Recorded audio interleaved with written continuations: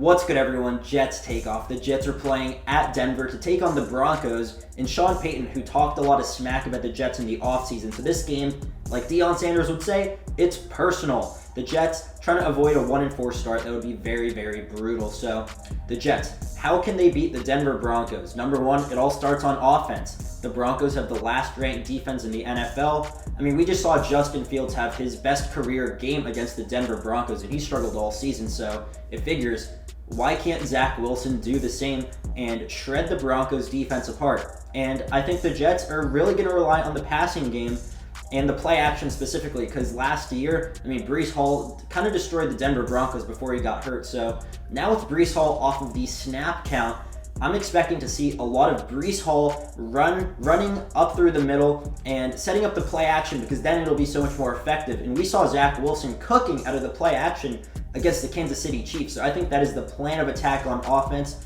Run the ball to set up the play action. I don't want us to solely rely on the running game or just say, Zach, air it out, we're barely going to run the football. I want to see the Jets run the ball a little bit more than we did against the Chiefs, because the Broncos defense is vulnerable to the running attack and the passing attack. Garrett Wilson is going to be having a tough matchup against Patrick Surtain, so I see Allen Lazard having a big game. He should be a primary target. Now, as it pertains to the Jets defense, we are a little bit banged up. DJ Reed might not play. Brandon Echols is ruled out already, so the secondary is a little bit hurt. The Broncos receiving core, it's solid. They got some solid playmakers.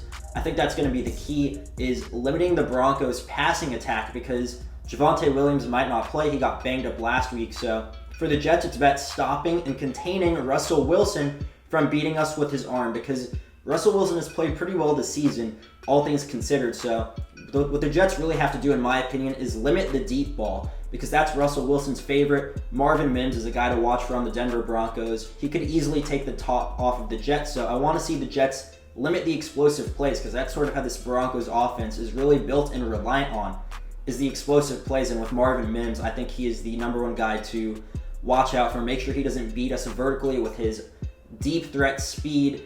And then kind of for the defense, bend but don't break. I'm fine with giving up short yardage. I expect to see a lot of zone coverage if DJ Reed is going to be out for this game.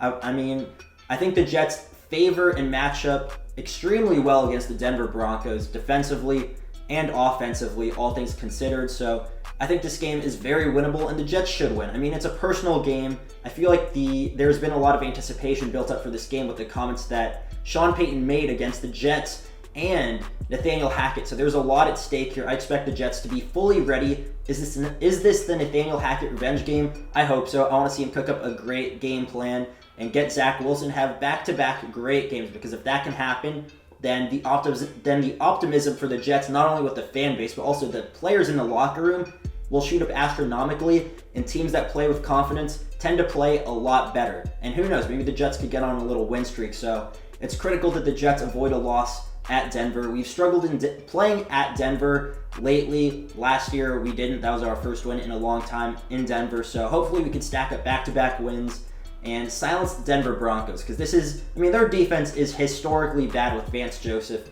I would be very disappointed if the Jets really come out of Denver with not many points and a loss. That would be infuriating, and especially after that Chiefs game. I feel like the Jets have a lot of positive things going. So what do we have to do?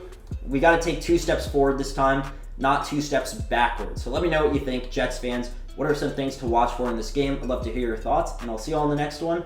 Peace.